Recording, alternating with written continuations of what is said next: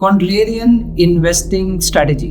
इस दिवाली पे हम एक स्ट्रेटेजी पे बात करेंगे जिसका नाम है contrarian investing strategy.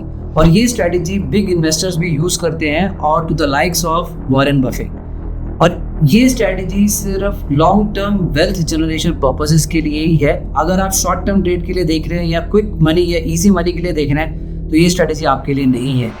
Contrarian investing strategy का मतलब है कि जब मार्केट में डाउन ट्रेंड है या किसी स्टॉक में डाउन ट्रेंड है and it going down and down, तब आप उस स्टॉक पे बेट लगाते हैं, उस स्टॉक की वैल्यू को डिफाइन करते हैं और उस स्टॉक को बाय करते हैं विद एन ऑब्जेक्टिव कि इवेंचुअली ये स्टॉक आगे जाके लॉन्ग टर्म में अच्छी वैल्यू या अच्छी रिटर्न आपको देगा। तो जहां पे आपका व्यू अलग हो जाता है मार्केट ट्रेंड से, कॉन्ट्रेरी हो जाता है, बिल्कुल अलग हो जाता है कि जहां पे मार्केट बोल रही है कि वो अभी डाउन है, लोग बाय नहीं कर रहे हैं, वहां पे आपका कॉन्ट्रेरी व्यू है, वहां पे आप बाय कर रहे हैं। तो इस इन्वेस्टिंग स्ट्रेटेजी को बोलते हैं कॉन्ट्रेरियन इन्वेस्टिंग स्ट्रेटेजी। बिल्कुल रिपीट, लेकिन ये स्ट्रेटेजी लॉन्ग टर्म पर्पसेस के लिए ही है। इसमें थोड़ा पेशेंस रखना पड़ता है बिकॉज शॉर्ट टर्म में करेक्शन आता ही है। ऐसे में अगर आप ये स्ट्रेटेजी अडॉप्ट करते हैं तो आपको क्या करना चाहिए या कैसे इन्वेस्टमेंट करनी चाहिए वो आज मैं इस वीडियो में आपको बताऊंगा with 3 main strategies. First, identify good value stocks. कभी कभार मार्केट ट्रेंड डाउन होने से भी अच्छे स्टॉक्स का भी करेक्शन आता है, तो आपके पास कुछ ऐसे स्टॉक्स डिफाइन होने चाहिए, आइडेंटिफाइड होने चाहिए जिनकी अच्छी वैल्यू है, to the likes of Reliance, Tata, Adani, ITC. या आप कुछ ऐसे 3 से 5 स्टॉक्स को डिफाइन कीजिए जो आपको लगता है कि लॉन्ग टर्म में आपके लिए वैल्यू जनरेशन रहेंगे, आपके लिए वेल्थ क्रिएट करेंगे। तो जब इन स्टॉक्स में कम से कम 5 से 10% का करेक्शन आता है because of market correction, for example जब अभी इलेक्शंस का रिजल्ट अनाउंस हुआ था, मार्केट में करेक्शन आया था, या अभी रिसेंटली जो मार्केट में डिप चल रहा है उसमें भी करेक्शन आ रहा है। तो ऐसे में अगर आपके आइडेंटिफाइड स्टॉक्स में 5 से 10% का करेक्शन आता है तो आप उस पर लंप सम इन्वेस्टमेंट कीजिए, SIP मोड नहीं।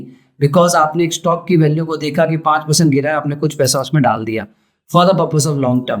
तो अगर आप इस स्ट्रेटेजी को अडॉप्ट करते हैं, आइडेंटिफाई करते हैं कुछ स्टॉक्स को, उसमें लंप सम वैल्यू डालते हैं कुछ करेक्शन पे 5 या 10% पे, तो I am sure long term में आपको बेनिफिट होगा। Second, index investing. Instead of stocks आप इंडेक्स में बाइंग कर सकते हैं, जैसे निफ्टी 20 जो रिप्रेजेंट करता है निफ्टी 50 की वैल्यू को, गोल्ड 20 जो रिप्रेजेंट करता है गोल्ड की वैल्यू को, सिल्वर ETF जो सिल्वर की वैल्यू को डिफाइन करता है, बैंक निफ्टी 20 जो बैंक निफ्टी की वैल्यू को डिफाइन करता है। जब इंडेक्स में करेक्शन आता है, आप अगर स्टॉक्स को डिफाइन नहीं कर सकते हैं तो आप इंडेक्स के करेक्शन को पकड़ लीजिए।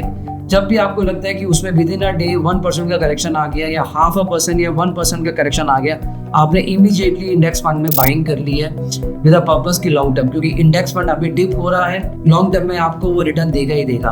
तो कोई भी आप इंडेक्स फंड या निफ्टी 50, गोल्ड 20, सिल्वर 20 या बैंक निफ्टी, कोई भी इंडेक्स फंड को ऑप्ट कीजिए। जब भी उसमें करेक्शन आए, लेट्स से 1%, आपने एक लंप सम फंड उसमें डाल दिया, बिकॉज इवेंचुअली इंडेक्स फंड तो लॉन्ग टर्म बेसिस पे ग्रो करेगा ही करेगा। थर्ड स्ट्रेटेजी जो बहुत ही अलग है लिस्टेड मार्केट से, which is the unlisted stocks. आप अनलिस्टेड स्टॉक्स को भी बाय कर सकते हैं। आपने रिसेंटली अभी देखा होगा स्विगी के शेयर IPO आने से पहले ही मार्केट में न्यूज थी कि बहुत सेलिब्रिटीज बाय कर रहे थे अनलिस्टेड स्टॉक को ठीक IPO से पहले। तो आप भी एक स्ट्रेटेजी अडॉप्ट कर सकते हैं जहां पे आप अनलिस्टेड स्टॉक्स को जो रिसेंटली आने वाले 6 महीने से या 1 साल के अंदर अंदर लिस्ट हो सकते हैं, आप उन अनलिस्टेड स्टॉक्स को बाय करें, उसमें एक अच्छा क्वांटम उठा सकते हैं विद एन इंटेंशन कि आने वाले 1 साल में, 6 महीने में या 2 साल में आपको वो IPO में अच्छी रिटर्न्स दे सकते हैं। अनलिस्टेड मार्केट एक बहुत बड़ी मार्केट है, डिफरेंट ब्रोकर्स उसमें ऑप्शन देते हैं डिफरेंट स्टॉक्स के लिए, जहाँ पे आप बाय कर सकते हैं at a pre determined value.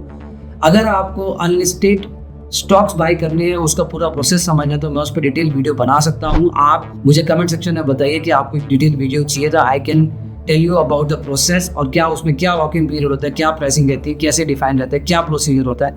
I can help you define.